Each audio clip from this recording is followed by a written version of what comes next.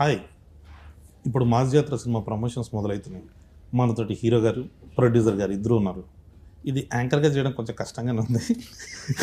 అందుకే అన్న మనం మాకైతే ఇంట్రెస్టింగ్ గానే ఉంది. అన్న మీకుంటుంది అన్న ఆడుకోవడంలో ఫేమస్ కాబట్టి, సో మీరు మీడియాతో ఆడుకోవడంలో ఫేమస్ కాబట్టి ఇద్దరిని కలిపి కొన్ని క్వశ్చన్లు అడగాలని ఉందన్న. ఇట్లా మీడియాతో ఆడుకుంటాం ఫేమస్ అని చెప్తేనే మొన్న ఒక ఆగస్ట్ లో ఒక వీకెండ్ నన్ను ఆడుకున్నారు మీడియాలో. అవునన్న, దీంట్లో అది ఉండాలి కదా, డెఫినెట్ గా. అది ఉండకపోతే అలాగే సార్, అంటే అలా ఉంటేనే ఫాలోయింగ్, వ్యూవర్షిప్ పెరుగుద్ది, అంటే అలాగే ఫ్యాన్స్ పెరుగుతారు, అవి ఉండాలి. మరి ఏ స్థాయికి ఆడుకున్నారంటే నేను ఇంకా అసలు ఆస్తులు అమ్ముకుని దుబాయ్ వెళ్ళిపోయానని. నాకు అర్థం కాలేదు, ఆస్తులు అమ్ముకునే అంత బ్యాడ్ పొజిషన్ లో ఉంటే దుబాయ్ ఎలా వెళ్తారో నాకు లాజిక్ అర్థం కాల. దుబాయ్ ఏదో పెద్ద పల్లెటూరు లాగా అక్కడికి బాధపడుతున్నారు. వాళ్ళ రియాక్షన్ లాజిక్ అసలు ఉంటుందా? అదే కదా సింపుల్.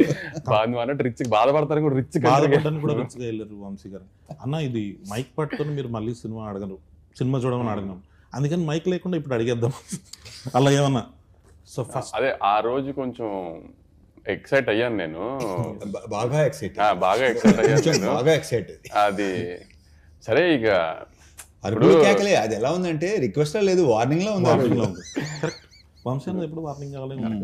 అవునే, తప్పులు చేయకుండా ఉంటావా మనుషులు? రాకపోతే చెప్తా మీ పని.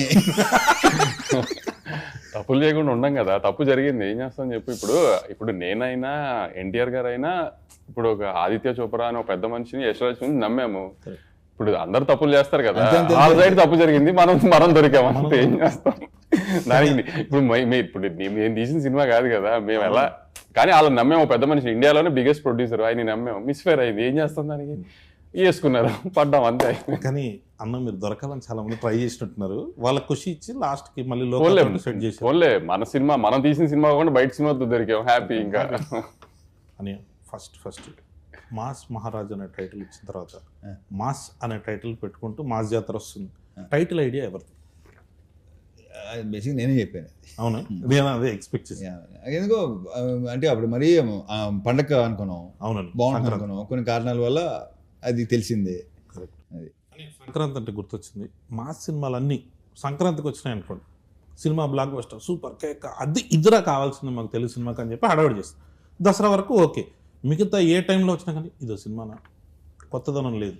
సో దాంట్లోకి వెళ్ళిపోయి ఈ ఆర్టిస్టిక్ మెంటాలిటీలోకి వెళ్తున్నారు. ఆర్టిస్టిక్ కాదు, క్రియేటివిటీ. ఇప్పుడు ఎవరికి అయినా, ఇప్పుడు చేతిలో ఫోన్ ఉండి ట్విట్టర్ హ్యాండిల్ ఉన్నా, ఇన్స్టాగ్రామ్ హ్యాండిల్ ఉన్నా, క్రియేటివిటీ తన్నుకుంటూ వస్తుంది. అది చూపించడానికి, ప్రొజెక్ట్స్ చేయడానికి ట్వీట్గా ఫామ్ చేయొచ్చు, రీల్స్గా ఫామ్ చేయొచ్చు. ఆ క్రియేటివిటీలో ఏంటంటే, ఏదన్నా ఒక క్రియేటివ్ ఐ మీన్ టెక్నికల్గా స్ట్రాంగ్ ఉన్న సినిమా రిలీజ్ అయింది అనుకో, అబ్బా ఎంత బాగా తీశారు, ఇది తీశారు, అది తీశారు అని పొగిడితే, ఓహో వీళ్ళందరికీ సినిమాటిక్ నాలెడ్జ్ చాలా ఎక్కువ ఉందన్నమాట, అందుకని పొగుడుతుంది, ఐ మీన్ అందుకని ఇంత బాగా చెప్తున్నారు అనుకుంటారు. అదే ఒక కమర్షియల్ మాస్ సినిమా వచ్చినారు, జనానికి అది కావాలి. కానీ ఏంటంటే ఏముంది కొత్తగా, ఏముంది అంటే అదొక ఫ్యాషన్. అంటే ఓహో వీళ్ళకి సినిమా గురించి బాగా తెలుసు అనుకుంటా, అందుకని రెగ్యులర్ సినిమాని పొగడలేకపోతున్నారు వీళ్ళు అని అనుకుంటారేమో నా ఫీలింగ్ ఏంటో నాకు తెలియదు. కానీ మరి ఇప్పుడు మన రవితేజ గారిని పెట్టి గీతాంజలి తీయలేను కదా, చూడరు కదా. అదే సార్, చూడరు అనే కాన్సెప్ట్కి అందరూ ఇప్పుడు కల్ట్ ఫాలో. అంటే ఇప్పుడు ఒకటి కళ్యాణ్, ఇప్పుడు దాకా చూసిన వాళ్ళు కొంచెం feel good, like proper sincere attempt, hero ఒక సిన్సియర్ క్యారెక్టర్ అనేది ఏది వర్కౌట్ అవ్వాలి. అంటే ఇప్పుడు చిరంజీవి గారు, బాలకృష్ణ గారు, రవితేజ గారు, వీళ్ళంతా ప్రాపర్ కమర్షియల్ హీరోస్. వాళ్ళని ఎలా చూడాలనుకుంటున్నారు అలానే చూశారు, అలానే చూస్తానికి ఇష్టపడరు. ఇప్పుడు మన వెంకటేష్ గారి సంక్రాంతికి వస్తున్నాం, రిలీజ్ అయింది, పెద్ద హిట్ అయింది. అలా ఇప్పుడు రవితేజ గారు మాస్ చేస్తే చూస్తారు, బాలకృష్ణ గారు మాస్ చేస్తే చూస్తారు, చిరంజీవి గారు మాస్ చేస్తే చూస్తారు. అలానే ఇప్పుడు సడన్ గా నేను రవితేజ గారిని పెట్టి ఏమై చేసేవాళ్ళు గీతాంజలి తీస్తే బాగోదు కదా. కానీ ఇప్పుడు అవన్నీ మనం చెప్పామనుకో, వీడికి ఎంత పొగరో, వీడు ఇలా మాట్లాడుతున్నా అంటారు, మళ్ళీ ఏం చెప్పాలి. మనం దాంట్లో కూడా దిగుదాం, కానీ పరిస్థితి అలా వచ్చేస్తుంది, మనం ఏం చేయలేము, చెప్పినా అర్థం చేసుకోరు. అది ఇంపాసిబుల్, వాళ్ళు కావాలి వాళ్ళే తప్ప మన అని. ఏదైనా కొత్తగా చేయలేదా అంటే అన్నింటిలోకి కొత్తగా చేసి మీరు నా ఆటోగ్రాఫ్ స్వీట్ మెమరీస్ చేశారు, నేను వర్కౌట్ అవ్వలేదు. మీకు కావాల్సింది ఏంటి, అదే ఇస్తాం మేము, సింపుల్ అంతే. ఇప్పుడు మళ్ళీ అదే చేస్తాడు అంటే అయ్యే చూస్తున్నారు. అంటే అది కూడా ఊరిని చూసేసాం కళ్యాణ్, దాంట్లో కూడా ప్రాపర్ మీటర్ ఉండాలి. లైక్ ఒక కమర్షియల్ సినిమా చాలా తీయడం చాలా కష్టం, ఎందుకంటే చాలా మందికి నీకు ఎందుకంటే ఆ చిన్న రెగ్యులర్ అనేస్తానికి చాలా ఈజీ. ఆ రెగ్యులర్ కమర్షియల్ సినిమా రెగ్యులర్ గా ఉంటుంది కాదనట్లా, కానీ ఆ రెగ్యులర్ సినిమాలో హై మూమెంట్స్ ఉన్నాయా, ఎంగేజింగ్ గా ఉన్నదా అనేది ఇంపార్టెంట్. రెగ్యులర్ గా ఉందా లేదా అనేది ఇప్పుడు ఎప్పుడు చెప్తారు కదా ప్రపంచంలో 7 కథలే ఉంటాయని, ఏ తిప్పిన ఆ కథలకి అటు ఇటు తిప్పి జాయడమే కానీ కొత్త కథ ఎవరు రాయలేరు కదా. కానీ అంత ఎంగేజింగ్ గా చెప్పడం ట్రై చేస్తాం కదా, ఎంగేజింగ్ గా ఉందో లేదో ట్రై చూపడానికి మాస్ సినిమా అంటాం, కమర్షియల్ సినిమా అంటాం, కానీ ఈ రెగ్యులర్ అన్న మాట ఫ్యాషన్ అయిపోయింది అందరికి. అది ఆ సంఖ్య కూడా బేసిక్ గా ట్విట్టర్ లో మేధావి సంఖ్య ఒకటి ఉంటుంది వాళ్ళే. అదే సార్, అదే అంటున్నాను సార్. ఆ మీద సంక్రాంతికి వస్తున్న సినిమా ట్విట్టర్ లో ఎవడు బాగుందని చెప్పడం చూడలేదు, బట్ థియేటర్ లో పరిగెట్టుకుంటూ వచ్చిన ఫ్యామిలీ ఆడియన్స్ అందరికీ చూసారు. రిపీట్స్ పడినాయి. అంటే ఎంతో కొంత డెఫినెట్ గా ఈ ఎఫెక్ట్ ఉంటుంది వంశీ నాకు తెలిసి. ఈ పాండమిక్ లో జరిగిన కొన్ని ఓటీటీ దానికి ఎక్కువ ఇదేంటి అంటే వాళ్ళు ఎప్పుడు చూడలేదు కదా, ఇప్పుడు చచ్చినట్టు చూసారు అందరూ. సో ఆ కొంతమంది ఉంటారు, ఎక్కువ ఉంటారు వాళ్ళు. ఇప్పుడు థియేటర్ రారు సినిమాలు చూడటానికి, థియేటర్ రారు. ఇప్పుడు మాస్ మూమెంట్స్ కమర్షియల్ సినిమాని ఎటకారం చేస్తున్నారు కదా రెగ్యులర్ సినిమాని. ఇప్పుడు ఓజీ సినిమా మొన్న రిలీజ్ అయింది, ఊగిపోతున్నారు అంత ఇంటర్వెల్ బ్లాక్ లో ఏం చేశారు, కళ్యాణ్ గారు తల నరికారు. అంటే అది కమర్షియల్ మాస్ మూమెంటే కదా, రెగ్యులర్ మూమెంటే కదా. గత 20 ఏళ్ళ సినిమాల్లో చాలా సార్లు, ఇప్పుడు అతనొక్కడేలో కళ్యాణ్ రామ్ గారి దగ్గర నుంచి మొన్న డాకు మహారాజులో బాలకృష్ణ గారి దాకా తల నరికారు కదా. కానీ ఎందుకు హై వచ్చింది, కమర్షియల్ మూవ్మెంట్ కాబట్టి హై వచ్చింది. దాంట్లో అది రెగ్యులరే కానీ కమర్షియల్ మూవ్మెంట్ కదా. అంతే, కమర్షియల్ సినిమా ఎప్పుడైనా మూవ్మెంట్ వర్కౌట్ అయితే సినిమా వర్కౌట్ అవుతుంది, అంతే తప్పితే రెగ్యులర్ ఇది అది అని ఆ ఫ్యాషన్ ఏంటంటే సంక్రాంతికి వస్తే రెగ్యులర్ కాదు, ఇంకా మిగతా 11 నెలల్లో వస్తే రెగ్యులర్. అదేం లాజిక్ ఇది కరెక్ట్ పాయింట్. నాకు తెలిసి ఆ టైంలో మైండ్ సెట్ అలా ఉంటుందేమో, మైండ్ సెట్ అలా ఉంటుందేమో. ఫ్యామిలీస్ అంటే పండగ వాతావరణంలో ఎలా వచ్చినా పర్లేదు, ఏ కమర్షియల్ మీటర్ లో వచ్చినా పర్లేదు, కానీ మిగతా సంవత్సరం మాత్రం టెక్నికల్ గా కరెక్ట్ సినిమాలు తీయాలి. అలా ఎలా కుదురుతుందో మరి తెలియదు, మరి చూడాలి. వేరే సినిమాలను చూసి వాళ్ళలాగా ఎందుకు చేయట్లేదు అని అంటారు, కానీ మనం రెగ్యులర్గా వాళ్ళు సినిమా రెగ్యులర్ చేశారు అనుకుంటున్నాను, దాన్ని ఎగ్జైట్ అవుతారు. మళ్ళీ ఇప్పుడు తమిళ నుంచి వచ్చిన మలయాళం నుంచి. నేను కూడా చెప్పిన లోక నేనే తెలుగులో రిలీజ్ చేశా.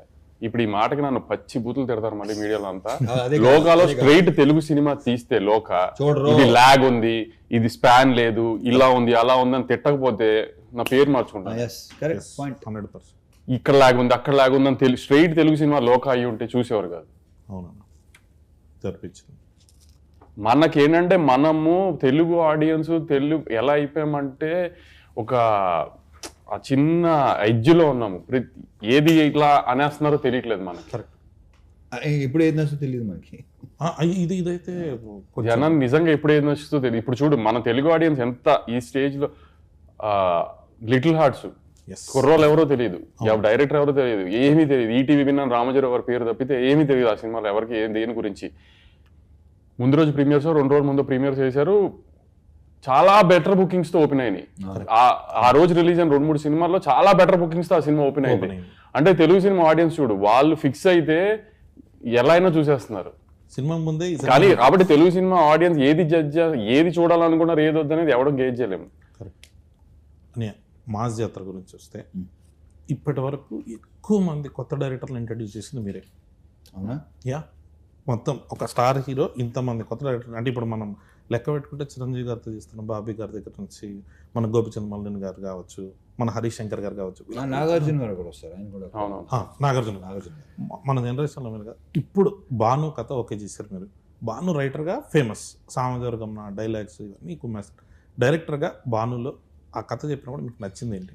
అంటే కథ మాత్రం ప్రాపర్ కమర్షియల్ ప్యాకేజ్ ప్రాపర్గా చెప్పాడు, అది నాకు బాగా నచ్చింది. ఇక మిగతా అతను ఎలా చేయాలి, ఏ సీన్ ఎలా చేయాలి చెప్పాడు, నాకు క్లియర్గా చెప్పాడు. సో అప్పుడేంటంటే ఛాన్స్ తీసుకోవటమే. ఇప్పుడు చాలామంది కథ చాలా బాగా చెప్తారు, సినిమా ఎగ్జిక్యూషన్ అసలు టోటల్ ఫెయిల్ అవుతారు. కొంతమంది కథ చాలా దరిద్రంగా చెప్తారు కానీ ఎగ్జిక్యూషన్ చాలా బాగుంటుంది. బాను ఏంటంటే ఎలా చేయాలి, ఏ ఎపిసోడ్లో ఎలా చేయాలి, బేసిక్ నాకు ఎపిసోడ్లు బాగా నచ్చినాయి. సూపర్. సెకండ్ హాఫ్లో కంటెంట్ కానీ ఓపెనింగ్ కానీ క్యాటరీ అండ్ ఈ తాత మనోడు అన్నీ ఉన్నాయి దాంట్లో, ఎంటర్టైన్మెంటు మంచి సాంగ్స్ అన్నీ ఉన్నాయి. సో బేసిక్గా తను క్లియర్గా ఉన్నాడు. సో ఛాన్స్ తీసుకున్నాం. I hope, I wish. Yes, మీరు చేసేటప్పుడు నేను ఇది కూడా చెప్తాను, నేను ఎంజాయ్ చేశాను అంటే నేను ఇప్పుడు డిసప్పాయింట్ చేయాలి. సూపర్. లేదన్నా మాస్ జాతర మీద హై ఎక్స్పెక్టేషన్స్ రావడానికి ఫస్ట్ రిలీజ్ అయిన పోస్టర్ తర్వాత సాంగ్, మీరు ఇడియట్లో టాప్ సాంగ్ అది, మొత్తం జనాలందరూ పాడేసుకొని, ఇప్పుడు రవితేజ గారిది మేము ఏదైనా చూపించాలి ఇమిటేషన్ అని అంటే ఫస్ట్ ఆ సాంగ్ ఎత్తుకుంటాం. ఆ ట్యూన్ని పట్టుకురావాలన్నది భీమ్స్ గారి ఐడియానా, మీ ఐడియానా, డైరెక్టర్ గారి ఐడియా? అది నాకు తెలిసి భీమ్స్దే ఐడియా. అది ఫస్ట్ ఈ ట్యూన్ చెప్పాడు, అప్పటికి ట్యూన్ చెప్పాడు, దీంట్లో ఇది కలిపితే చాలా బాగుంటుంది, తందే మొత్తం తందే. సూపర్. అండ్ ఇప్పుడు రేపు ఆడియో విన్నారు కదా, రేపు థియేటర్లో అది ఇంకోలాగా ఉంటుందని నేను నమ్ముతున్నాను. ఇంకా ఊగిపోతారని నాకు ఉంది డెఫినెట్గా. అని శ్రీలీల గారి చాయిస్ మీద అన్నారు మామూలుగా అనుకున్నాం, దానికి ఏమి వేరే ఆప్షన్ పెట్టుకుని లీలా ముందు నుంచి లీలానే అనుకున్నాం. లీలా అవును. ఇంకోటి ఏంటంటే ఆ క్యారెక్టర్కి కంపల్సరీ తెలుగు స్పీకింగ్ ఫన్ కూడా చేయాలి. ఎందుకంటే డబ్బింగ్ లో ఆ ఫన్ పోద్ది, డెఫినెట్గా రాదు అది. సో తెలుగు ఆమె పైగా శ్రీకాకుళం స్లాంగ్ నేను ఎక్స్పెక్ట్ చేయలేదు, చాలా బాగా చేసలా, చాలా బాగా చెప్పి, చాలా బాగుంది. అండ్ ఇప్పుడు దాకా చూసిన లీలాకి ఈ లీలాకి డెఫినెట్గా తేడా ఉంటుంది. నేను ట్రైలర్ చూడడం జరిగింది, అంటే ఇప్పటికి ఇంకా రిలీజ్ అయినది. ట్రైలర్లో మాత్రం అసలు ఆ క్లైమాక్స్ షార్ట్స్ అవన్నీ వచ్చాయి కదన్నా, బ్లాక్ షర్ట్ వేసుకొని యాక్షన్ ఎపిసోడ్స్ అందరు కొట్టేసినట్టున్నారు. వెంకట్ మాస్టర్ కదా, మొత్తం వెంకట్ పృథ్వీ. మీరు డాకు మహారాజు వెంకట్ గారే దీంట్లోనూ, వెంకట్ గారు వెంకట్ చాలా, వాళ్ళిద్దరూ ఆల్రెడీ ఎస్టాబ్లిష్డ్ టెక్నీషియన్, పృథ్వీ ఏమో అప్కమింగ్ టెక్నీషియన్. ఇద్దరు సూపర్ టెక్నీషియన్స్. స్టైల్ ఉంటుంది, పృథ్వీలో స్టైల్ ఉంటుంది, వెంకట్లో స్టైల్తో పాటు మాస్ ఉంటుంది. పర్ఫెక్ట్. అని మీ ఇద్దరిలో కాంబినేషన్ అంటే ఏదన్నా ఉంటే అంటే డైరెక్ట్గా మొహం మీద ఫ్రాంక్గా ఏదైనా కష్టాలు పడ్డారా మీరు అంటే, బొక్క ఎవరి కోసం పడ్డా, నా కోసం పడ్డారని చెప్పే టైప్ మీరు. ఇదేమో ఏదైనా మాట్లాడంటే ఫస్ట్ లేని కూడా వచ్చేస్తుండే.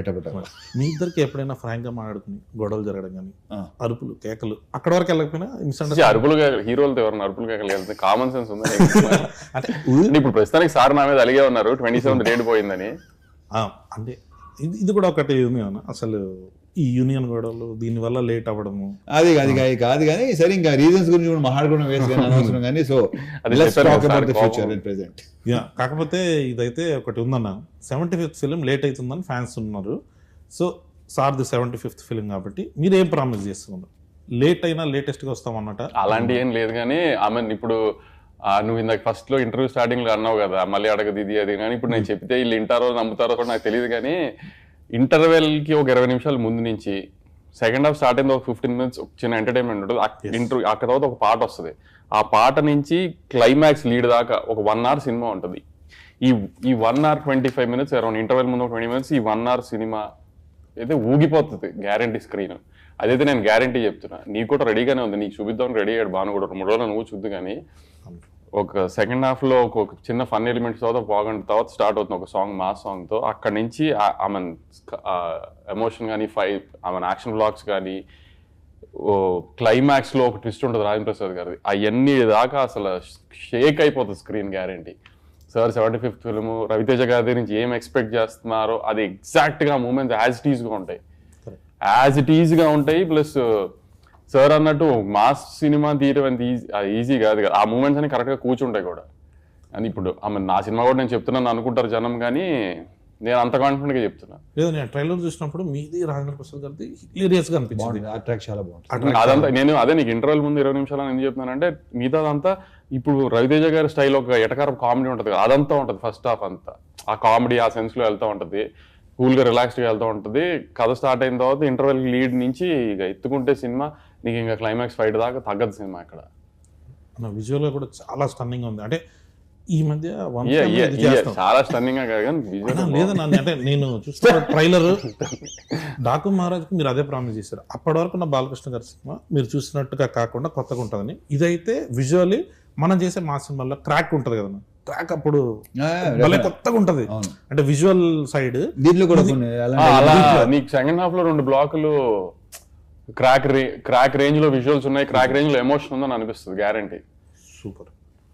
అదేనా డిఓపి గారి గురించి చాలా బాగా చేశాడు కదన్నా. అసలు ఆయన విజువల్స్ అన్ని చూస్తుంటే మహావీరన్ కెమెరామెన్, మహావీరన్ కెమెరామెన్ చాలా బాగా చేశాడు. అదే నాకు కొంచెం ఆర్టిస్టిక్ స్టైల్ సినిమాల నుంచి సడన్ గా కమర్షియల్ లోకి వచ్చినప్పుడు వచ్చి ఆ కొత్త వైబ్ ఉంటది కదా, ఆ వైబ్ తను కూడా ఎలాంటి సినిమా నేను చేయాలని, తనకి ఇష్టం ఇలాంటి సినిమాలు చేయటం అంటే. సూపర్. నేను క్లైమాక్స్ సెట్కి నేను వచ్చాను, అప్పుడు చూసినప్పుడు ఆ action block, climax action block ఎక్స్ట్రాడినరీగా వచ్చిందని ఫీలింగ్ నాకు. చూసినప్పుడు అనిపించిందా? అసలు సెట్ లో చూస్తున్నప్పుడు చూసి చెప్పు. Definitely, thank you. అనే ఇంకొకటి అంటే మెయిన్గా మనం వస్తున్నప్పుడు డ్యాన్స్ గురించి మాట్లాడితే, సో మీకు శ్రీలీల గారికి సెట్ అయినట్టు ఇంతవరకు చాలా మంది హీరోయిన్స్తో మీరు చేశారు, కానీ శ్రీలీల గారితో డ్యాన్స్ అంటే మాత్రం ఒక ఎగ్జైటింగ్ ఉంటుంది. అంటే తను సూపర్ డాన్సర్, అది అందరికీ ప్రత్యేకంగా చెప్పక్కర్లేదు. అసలు యాక్చువల్లీ ఇంకొక మేజర్ డాన్స్ నెంబర్ రిలీజ్ చేయాలి, అది రిలీజ్ దగ్గరలో రిలీజ్ చేద్దామని అది హోల్డ్ చేసాం. సాంగ్ అవ్వాలని కోరుకుంటున్నా. లేదు ఆ సాంగ్స్ అన్ని అది బాగుంటాయి. కూడా సెకండ్ సాంగ్ కి అలా లిరిక్స్ మీద చిన్న కాంట్రవర్సీ వచ్చింది, ఏంటి బూతులు పెట్టారు ఇది అంటున్నారు. అది నాకు విషయం నేను అన్నప్పుడు చాలా మంది సార్ వాళ్ళు ఆ లాస్ట్ ది వదిలేసి ఫస్ట్ ది మాత్రమే తీసుకుంటున్నారు కొంతమంది, అందరూ కాదు. అది సార్ అది చాలా బాగుంది. ఇప్పుడు రాయలసీమ బ్యాచ్ ఉంది అనుకోండి సార్, డిస్ట్రిబ్యూటర్ కానీ ఎక్స్పర్ట్ కానీ పాట అద్దరిపోయింది సార్, మీరు మళ్ళీ ఇప్పుడు ఆ బూతులు పెట్టారు ఏంటని మీకు ఎవరైనా చెప్తే మీరు అది ఎడిట్ చేస్తారేమో, లేకపోతే లిరిక్స్ మారుస్తారేమో, అలాంటి పనులు చేయకండి సార్, ఇది చాలా బాగుంది సార్ పాట అని రాయలసీమ నుంచి ఎక్స్పర్ట్. సార్ అదే అంటాను సార్, ఒక్కొక్క జానర్ ఒక్కొక్క రకంగా ఒక్కొక్క ఎంబ్రేస్ చేస్తున్నప్పుడు ఇప్పుడు అందరినీ ఈక్వల్ గా ఎంటర్టైన్ చేయడానికి ఏంటి అనేది మనం ఆ డైలమాలో ఉండకుండా మనం ఒకటి అనుకుని కాన్ఫిడెంట్ గా వెళ్ళిపోవడమే సార్. ఇంకా తర్వాత దీని మీద ఇంకో క్లారిఫికేషన్ ఏమన్నా, నేను కొన్ని సాంగ్స్ ఉంటాయి దాంట్లో నిజంగానే పచ్చి బూతులు ఉంటాయి, వాటి గురించి ఎవడో పట్టించు స్మూత్ గా చెప్తారు, స్మూత్ గా చెప్తారు, అది పచ్చి బూతులు ఉంటాయి. కొన్ని సాంగ్స్ ఉన్నాయి, but I don't want refer వాటి గురించి మహాన్ తెలుసుకోలేదు, కానీ యా డెఫినెట్ గా అమ్మని అక్కని అక్కని అని గాళ్ళు మొక్కిపోతా అది వదిలేస్తున్నారు. ఏమిటండి ఆ సాహిత్యం ఏంటండి అనుకున్న కొంతమంది ఉంటారు, వాళ్ళు అలా అనుకుంటూ ఉంటారు. రేపు థియేటర్ లో చూస్తారుగా ఆ సాంగ్, లాస్ట్ సాంగ్ లో కూడా ఎటకారమే చేసాం, ఫుల్ ఎటకారమే. ఇప్పుడు దానికి కూడా కాంట్రవర్సీ వస్తుంది, దానికి కూడా తిడతారు, కానీ దాంట్లో కూడా ఎటకారమే చేసాం. అది last song commercial song, mass పిచ్చ mass beat, dance number, set number, లీలాను రవితేజ గారు ఎరగదీసేసి డాన్స్, అది తర్వాత రిలీజ్ దగ్గర రిలీజ్ చేద్దాం, అది కూడా కాంట్రవర్షియల్ లిరిక్స్ మళ్ళీ. కాంట్రవర్షియల్ కాదు, కాకపోతే ఏంటర్ ఎలా ఉంది అంటారు ఏదైనా కొత్తగా ఉంటే ఫస్ట్ ఒక చిన్న ఉంటుంది, టెన్షన్ వస్తుంది, కళ్యాణ్ ఏదైనా కొత్తగా ఏది ఉన్నా సరే అనుకుంటారు, ఏదైనా అంతే కొంచెం మళ్ళీ అని. మీకు డాకు మహారాజ్ కూడా ఇది వచ్చినట్టుంది కదా, ఫస్ట్ సాంగ్ చూసినప్పుడు అయితే అలా చేస్తారు మీరు ఎన్ని మిలియన్స్ కదా సార్, మీరు నమ్మరు ఎన్ని సంగీత్ ఈవెంట్లకి అటెండ్ అయ్యాను నేను ఆ సీజన్ లో పెళ్లిళ్ళ తర్వాత, ఐ మీన్ రిలీజ్ తర్వాత. చాలా మంది ఫ్యామిలీ లేడీస్ డాన్సులు చేస్తారు, చేస్తున్నారు. దానికి ముందు మాత్రం మనం అసలు మీకు ఏంటి, మీకు అసలు ఇది ఉమెన్ ఎంపవర్మెంట్, ఇది ఏంటి నాయన అక్కడ ఏం జరిగిందని. ఇప్పుడు ఉర్వశి రౌతల గారికి తెలియకుండా ఏమి చేయలేదు కదా, కానీ తర్వాత మొత్తం అందరూ ఏం చేసి పిచ్చిగా మరి ఇప్పుడు ఎవరిని ఏమంటానికి ఏముంది మనం. ఇంకోటి ఇలాంటి దానికి సందీప్ వంగ మాట్లాడారు అనమాట, ఈ సెక్షన్ ఉంటుంది కదా, ఇది ఒక 20 మాక్సిమం 100 మంది కంటే ఎక్కువ ఉంటారు. మనం అనవసరంగా వాళ్ళని సీరియస్గా తీసుకుంటాం, వాళ్ళని పట్టించుకోకపోతే హ్యాపీగా ఉంటాం. కరెక్ట్ అన్న. మీకు కుర్చీ మడత పెట్టి కూడా వచ్చింది మహేష్ బాబు గారి పాట ఏంటి, ఆడెవడో తాతను బెడ్ ఏంటంటే ఇప్పటికే యూట్యూబ్ లో ఎంత చెప్పారు తెలుసా, ఒక త్రివిక్రమ్ శ్రీనివాస్ మహేష్ బాబు సినిమా పాటలు ఇలా ఏంటి, ఇదేంటి, అదేంటి, అదే అది తర్వాత ఏమైంది. నెక్స్ట్ క్వశ్చన్లోకి వస్తే అని మాస్ జాతర అన్న దానికి టైటిల్ వరకు ఓకే, మంద ఇదంతా అన్నది ఫస్ట్ పోస్టర్లో లేదు, తర్వాత యాడ్ చేశారు.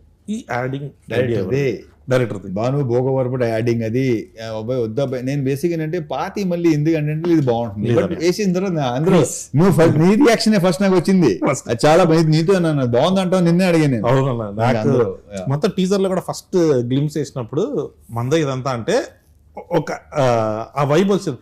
మీరు ప్రామిస్ చేసినప్పుడు కూడా ఫస్ట్ వింటేజ్ రవితేజ గారిని చూపిస్తాం, మీరు ఏదైతే మిస్ అవుతున్నారో ఆ రవితేజ గారిని చూపిస్తాను. సో అలాంటివి ఏదైనా కొన్ని రెఫరెన్స్ సినిమాలో ఉన్నాయి, మాసకు కావాలి అదేనా ఆ రెఫరెన్స్లు ఇలాంటివన్నిటిని వస్తుంటే మాకు ఆ హై వస్తుంది. సో వాటి కోసం వెయిటింగ్. ఇంకొకటి కొత్త డైరెక్టర్లు మీరు ఎంకరేజ్ చేస్తూ వస్తున్నారు. ప్రతి సినిమాకి ఇప్పుడు లిటిల్ హార్ట్స్ వచ్చింది, మీరే ఫస్ట్ ఫోన్, మ్యాడ్ వచ్చింది, మీరే ఫస్ట్ ఫోన్. అట్లా మేము మొన్న ఒకటి అనుకుంటున్నాం, మ్యాడ్ 2 అయిపోయింది కదా, ఒకవేళ మ్యాడ్ 3 చేస్తే, ఒకవేళ మేము వచ్చి అప్రోచ్ చేయమనుకున్నాం, ఒక స్టార్ హీరో ఒక ఆవేశం టైప్లో మనం ఏమైనా చేద్దామంటే మీరు దానికి ఓపెన్గా ఉంటారా? ఇప్పుడు రెడీ, ఎప్పుడు స్టార్ట్ చేస్తారు చెప్పు. అయితే మన మ్యాడ్ క్యూబ్ టిల్లు క్యూబ్ కలిపి సో అట్లా సెట్ చేసి మాస్ మ్యాడ్ క్యూబ్ అలాంటిది ఏదన్నా ఒకటి ట్రై చేస్తాం నేను. మాస్ జాతరకి ఇప్పుడు ఈ మధ్య పార్ట్ 2 అన్నది ఫ్రాంచైజీలు సీక్వెల్స్ వస్తున్నాయి కదా, మాస్ జాతర 2 ఏమైనా ఎక్స్పెక్ట్ చేయొచ్చా? అది భానుభావు అడుగు. అలాంటి ఏం లేదు. అయితే నో పార్ట్ ఫుల్ కథ చెప్తాం. సో ఇది ఒక రకమైన అది క్లారిటీగా చెప్పు. నో పార్ట్ ఫుల్ కథ మొత్తం ఒకేసారి చూసేయచ్చు మీరు సినిమా మొత్తం. అదే ఈ మధ్య ఒకటి వస్తుంది కదా, సగం సినిమా చెప్పి సగం టికెట్ డబ్బులు ఏమైనా ఇస్తారా మాకని, అట్లా లేకుండా ఫుల్ టికెట్కి ఫుల్ డబ్బులు. సో అందుకే ఏమన్నా పార్ట్ 2 అంటే మాకు ఫుల్గా ఫినిష్ చేయడం కథ అని. సో దీంట్లో మొత్తం మనం ఫినిష్ చేస్తాం అని. మీరు బాగా ఎంజాయ్ చేసిన మొమెంట్ ఏంటి ఈ సినిమాలో? సినిమా అంతా ప్రత్యేకంగా అది మీరు ప్రత్యేకంగా ఏమి బేసిక్గానే ప్రత్యేకంగా ఏమీ ఉండవు. నేను ప్రతి మూమెంట్ ఎంజాయ్ చేస్తాను yes. Because I live in the moment. అనే మీరు ఫస్ట్ టైం రవితేజ గారితో సో మీకు ఎలా అనిపించింది ఎక్స్పీరియన్స్? నాకు చాలా బాగుంది. మన చెప్తాను కదా నీకు ఎప్పుడు. ఎస్, నాకు పర్సనల్గా చెప్పారు one of the best, one of the కాదు, వాళ్ళిద్దరు క్లోజెస్ట్ ఫ్రెండ్స్. సో ఏంటన్నా మామూలుగా మీరు ఫ్రీ టైంలో ఉన్నప్పుడు సినిమాలు చేయకుండా ఉన్నప్పుడు ఏం ఆడతారు? ఎవరితో అంటే మీరిద్దరు అంటే what is your favourite time? ఎందుకు చెప్తారు నీకు? అంత షిట్ ఇండస్ట్రీ గాసిప్ అందరు తిట్టుకుంటూ ఉంటాను నేను. అన్న మమ్మల్ని కూడా యాడ్ చేయండి అన్న గ్రూప్ ఏదన్నా ఉంటే. అన్న ఇంకొకటి, ఈ మధ్య ఫ్యాన్స్తో కలిసి సినిమాలు చూస్తాము అని చాలా మంది కనిపిస్తుంది. మీరు అట్లా ఎప్పుడైనా ఫ్యాన్స్తో కలిసి సినిమా చూసిరా? లేదు, బట్ ఒకసారి చేయాలనుకుంటున్నా అలాగా సరదాగా సరదాగా. మాస్ జాతర హిట్ రిపోర్ట్ వచ్చేసిన తర్వాత సార్ అన్న, కానీ ఆర్ట్ సినిమాలో అందరూ అది థియేటర్ ఆగదు అవనే. ఇప్పుడు మాస్ జాతర రిలీజ్ అయ్యి గ్యారెంటీ హిట్ రిపోర్ట్ వస్తుంది, అది నన్ను నమ్మండి. మళ్ళీ మీరు ఆగస్ట్ లో జరిగిన దాన్ని గుర్తుపెట్టుకుని అనకండి, కానీ మాస్ జాతర నేను చెప్పిన బ్లాక్లు ఖచ్చితంగా వర్కౌట్ అవుతాయి, సినిమా బాగుంటది. దాని తర్వాత సార్ తీసుకుని మనమే సార్ మల్టీప్లెక్స్ కి వెళ్దాం ఏఆర్టీకి. ఎస్ అని ఫస్ట్ టైం మీకు మాస్ మహారాజ్ అన్న టైటిల్ ఎప్పుడు వచ్చింది?